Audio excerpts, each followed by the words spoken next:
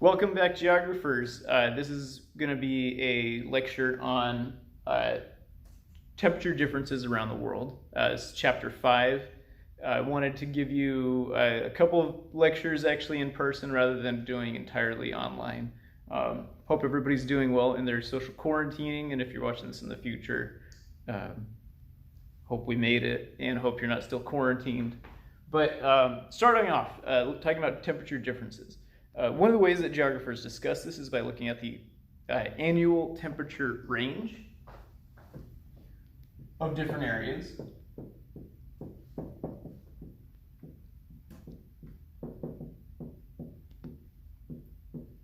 Now, this is a range, so that's the difference between the warmest part of the year and the coldest part of the year. You can abbreviate this as ATR for annual temperature range. And like I said, it is the difference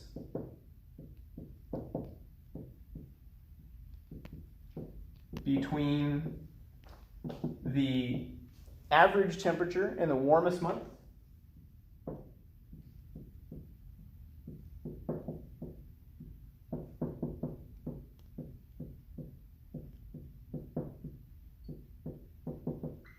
and the average temperature in the coldest month.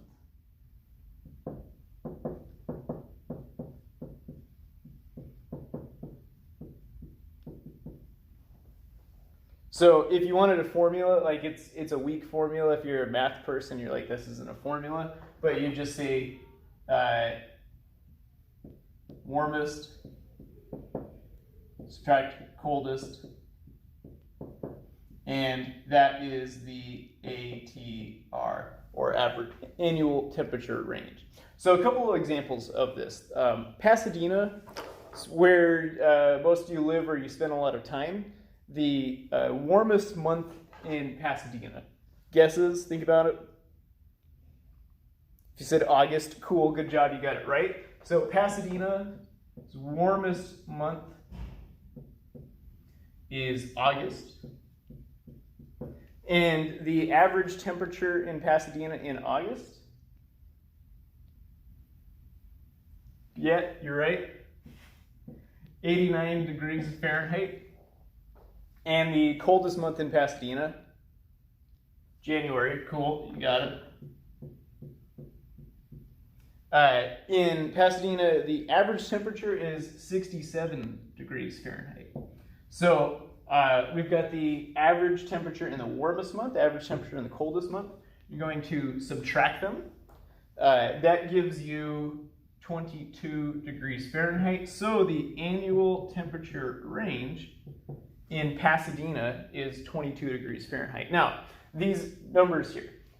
You know that in August, there are times when it's colder than 89 degrees. You also know that there are times when it's warmer than 89 degrees, and like frequently, it'll be easy like 115 degrees, right? So that's the average between highs and lows for all of August. Same with January, it's like 67, that's the average. Some days in January it might be 85 or 90 because it's California. Some days in January it might be like a high 30s, mid 40 degree temperature. So this is the average between the highs and the lows. So using those averages, 89 in summer, 67 in the winter, the range 22 degrees.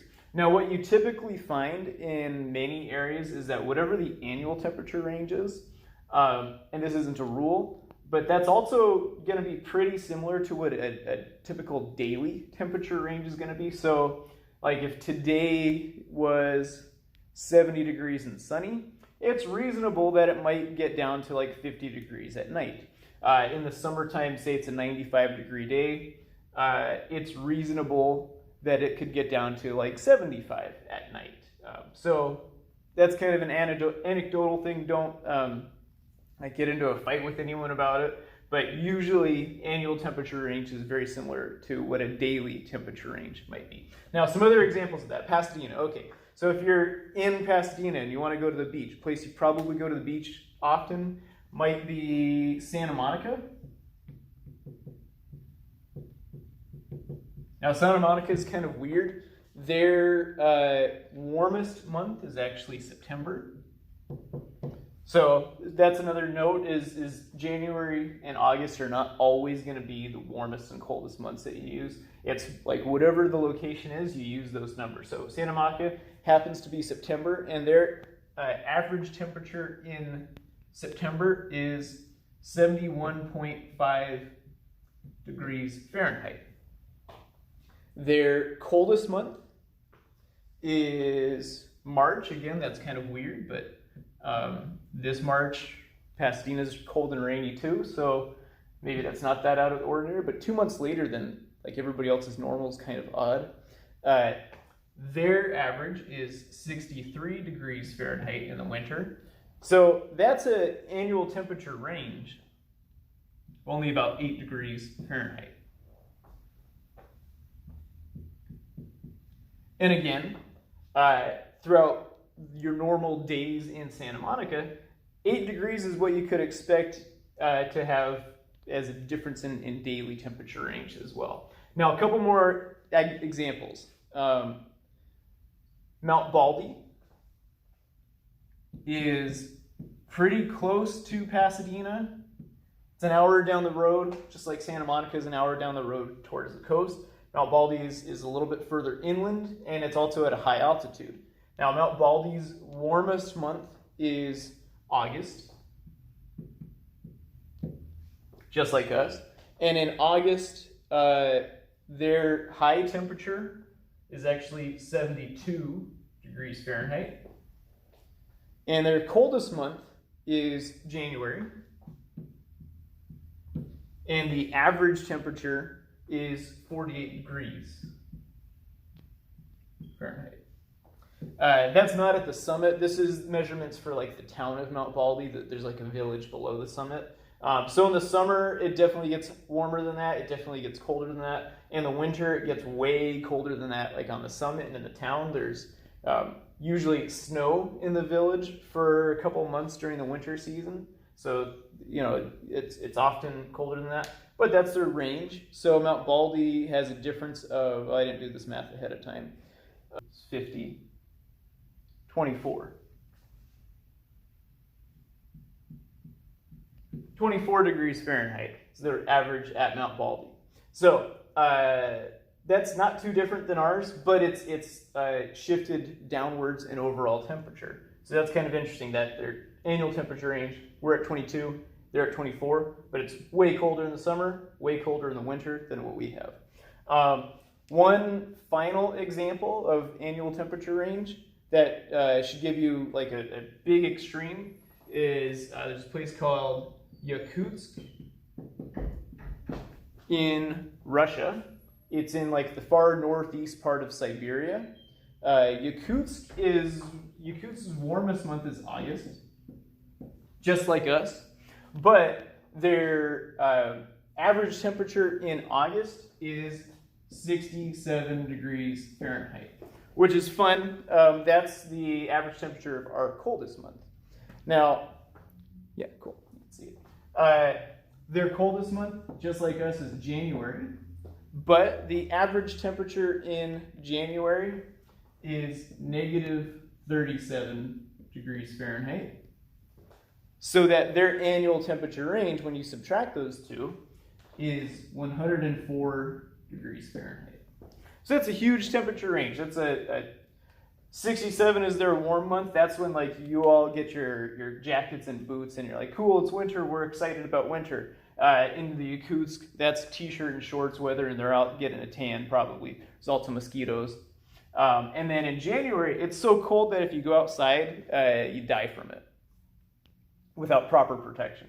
So their annual temperature range, 104 degree difference, which is pretty wild. But I chose this place because this is actually the location on Earth that has the largest annual temperature range out of anywhere else that we know of that's been measured. So Yakutsk, famous because it's a place on a Risk board game map, and then it's got the largest annual temperature range.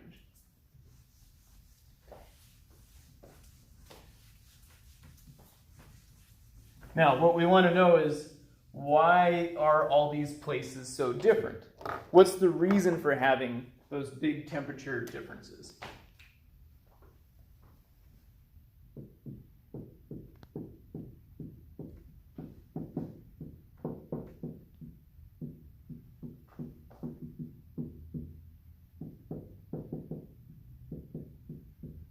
So the reason for having these temperature differences, it depends on the location. So based on where you are, it could be any number of things that actually makes temperature in a place different. First thing, guesses? Cool, yeah, altitude. That's a good one. So we're just talking about Mount Baldy. Altitude will cause a location to be colder if it's higher up than other nearby areas. So as a rule, around the world, the average temperature change for altitude is 3.6 degrees Fahrenheit per 1,000 feet. So as you gain altitude, the difference in temperature is 3.6 degrees Fahrenheit per 1,000 feet.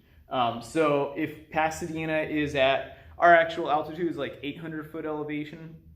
So Santa Monica is at sea level. We're almost 1,000 feet above Santa Monica, so on average we should be like 3.6 degrees cooler than Santa Monica. But 1,000 feet's not a big deal. Mount Baldy, the summit is 10,000 feet. The village is at like 6,000 or 8,000 feet. So if it's a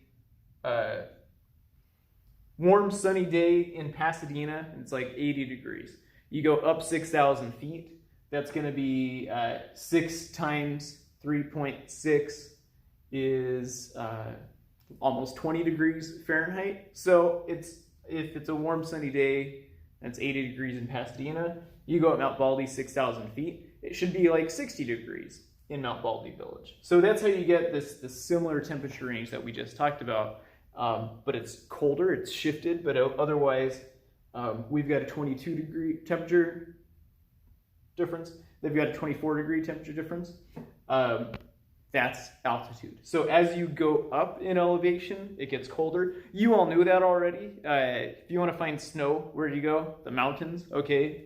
So mountains are any place that's high up, and places generally that are higher going to be colder simply because of that. Now, next reason for having temperature differences. Big one, and this is a huge influence on temperature, is latitude. We talked about latitude earlier in the semester, and this is looking at where places are located in terms of their relation to the equator. And so for latitude, there's a bunch of differences where you are, but I'm going to generalize it and say that low latitudes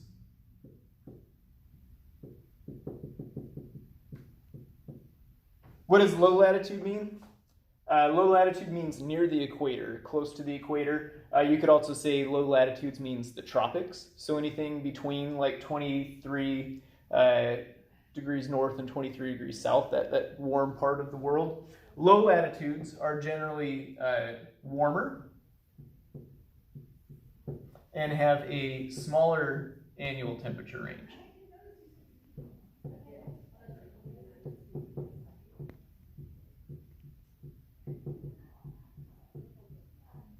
So they're going to be warmer overall and have a smaller difference between summer and winter. Why is that? Because, well, temperatures change seasonally because the Earth's position relative to the sun changes. So if you're closer to the equator, you're going to be closer to where the subsolar point is on Earth. So you're overall getting a more direct angle of radiation all year long. So it's going to make it warmer. And because it's a more direct angle all year long, it's a smaller annual temperature range. It's a small difference between summer and winter. So pick any tropical location, and you're going to have these rules that define its overall temperature scheme. Now, if you go up in the tropics up to a mountain, it'll have kind of the same range, but it'll be colder overall because it's higher up in altitude. So on the big island of Hawaii, it's like 80 degrees all day and pretty much like 75 all night. It's the same temperature the whole time that we're on the Big Island of Hawaii for my field class, except when we go up Mauna Kea, which is 13,000 feet up. Mauna Kea has a pretty similar small annual temperature range, but it's like 40 degrees at the top because it's way up high on a mountain. And in the winter, when it's colder on the island, because it's getting a lower angle of radiation, Mauna Kea has snow on it. So you get snow in Hawaii, you get snow in the tropics, really only in places that are high altitude. Otherwise, tropics follow this rule. Now, mid-latitudes don't really follow an easy rule like this, so I'm going to ignore the mid-latitudes for now. High latitudes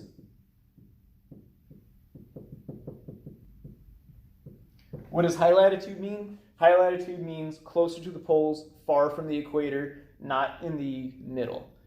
So you could say really anything above like 50 degrees north, 50 degrees south. So like getting into Seattle-ish, New York-ish, Canada, Northern Europe, Southern South America like Argentina, Chile, South Africa doesn't really, or Southern Africa doesn't really have anything in the high latitudes. New Zealand is high latitudes, Iceland, Northern Europe again, Northern Asia. Korea is kind of bordering on high latitudes. And so the rule with high latitudes, these places overall are going to have colder temperatures and the potential for colder temperatures.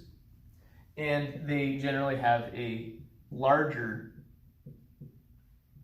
annual temperature range. So they have the colder summers, colder winters, and then a bigger difference between summer and winter. Again, because the higher latitude you get, the bigger difference you have between summer and winter. During the summer, you're getting not direct solar radiation, but you have longer days and like a very pronounced long day. And if you go to a high latitude place in the summer, like the days are very long. And then in the winter, you're getting very little solar radiation. You have very short day length. So it gets a lot colder, and that's a very noticeable thing if you go to high latitudes. So bigger difference in temperature range. I almost said questions. You can't ask questions. Too bad. Okay, third reason for having temperature differences is air and water circulation. Now, air and water circulation does a bunch of different things. Around the world, there is primarily going to be on the west coast of continents, cold ocean water. And on the east coast of continents, there's primarily going to be warm ocean water. That doesn't affect temperature. I mean, it does affect temperature, but it actually affects humidity more so than it affects temperature.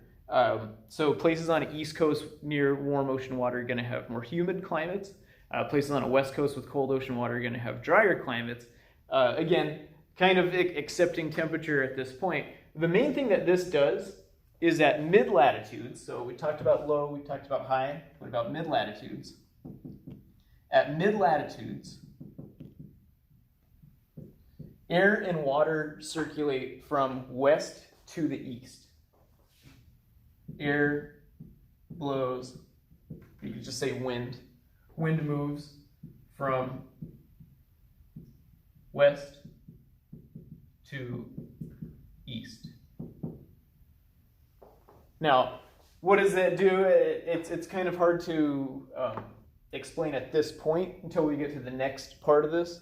So, part 3, air and water circulation at mid-latitudes, air blows from the west to east. This is the case with like most of the parts of the world that people live in. Most big cities are at mid-latitudes. Most Chinese big cities, most American big cities, South America is more towards the low latitudes, but also the bigger South American cities are at mid-latitudes too. All of Europe is at mid-latitudes except for like the Nordic countries. Africa, this applies less to it because a lot of Africa is in the tropics too. But around the world, most continents, most big cities are at mid-latitude. So this is most people on Earth live in places where the air moves from west to east, where you've got cold ocean water on the west coast and warm ocean water on the east coast.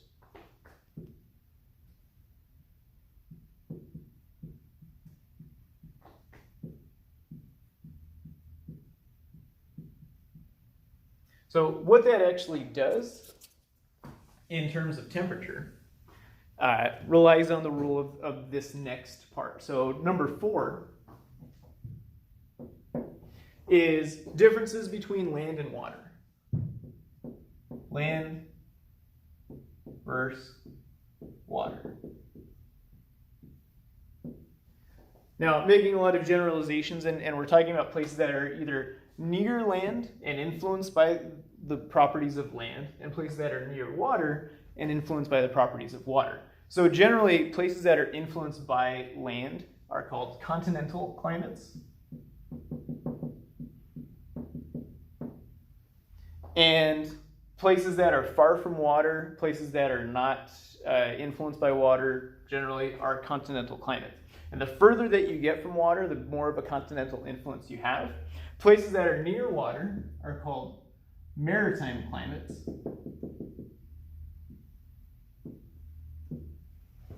Continental versus maritime climates. LA, Southern California, our mild climate that we have, is absolutely a maritime climate.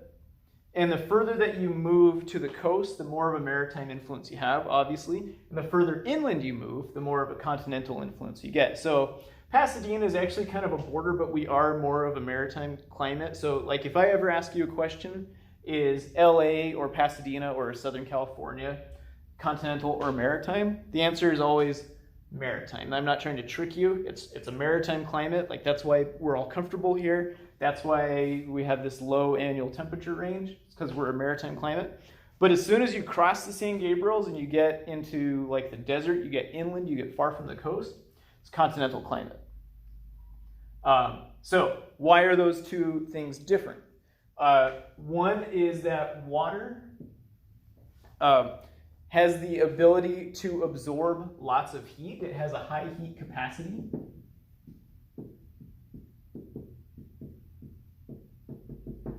So it can absorb lots of thermal energy, but it also retains that thermal energy. So it heats slowly, but it also cools slowly, and so it holds that energy very well.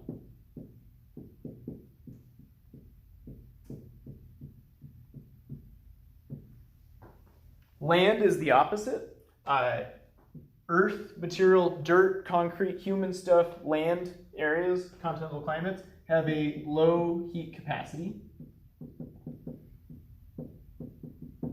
meaning they do not require very much energy to actually change temperature. So they heat up quickly, and then they also cool off quickly.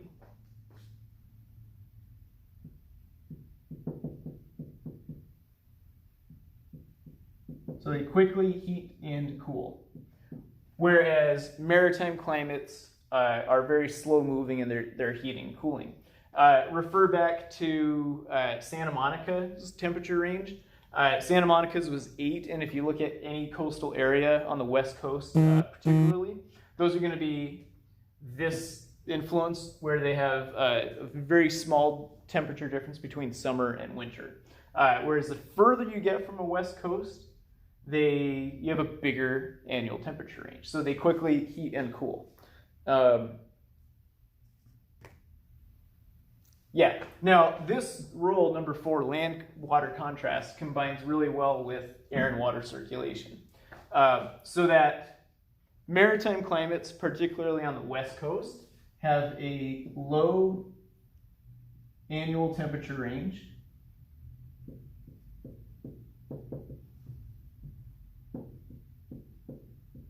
And continental climates have a high annual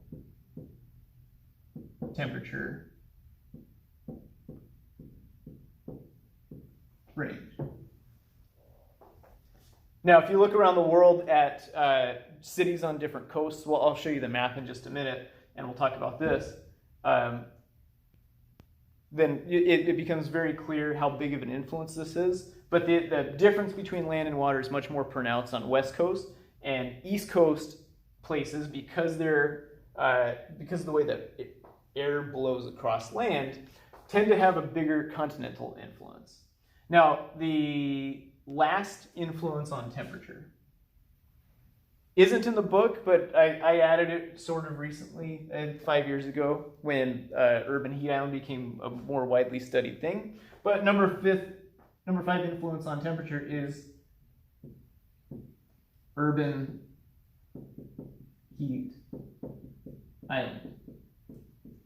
So remember from chapter 4, we learned about how human-made surfaces, urban areas, roofs, blacktop parking lots, roads, all these structures absorb a lot more thermal energy than they reflect. So that in general, urban areas are noticeably and measurably warmer than nearby non-urban areas, open spaces, parks, mountains, anywhere that doesn't have people stuff built on it, than nearby open space. So if you're looking at temperatures around Pasadena or anywhere on Earth, and you're like, hey, why are these two places different temperature, even though they're the same in all this other stuff? So let's say city of LA compared to like the nearby Santa Monica Mountains, open space. City of LA is going to be reliably warmer than the nearby open space of Santa Monica Mountains. That's just a rule that we have all around the world. Now, going over to the world map real quick. Or actually, not the world map. Let's do US map, just because it's easier. So to talk a little bit more about the difference between land and water, that's going to be the major temperature difference around the world for a lot of places. Let's see. Washington, D.C. is over here. It's on a coast, like it's actually on the water. It's in a big bay, but it's on an east coast, so it's going to be warm ocean water. That means it's going to be humid year-round. Compared to, here's the line of latitude. That's 40 degrees north, so Washington, D.C. is at like 37 degrees north.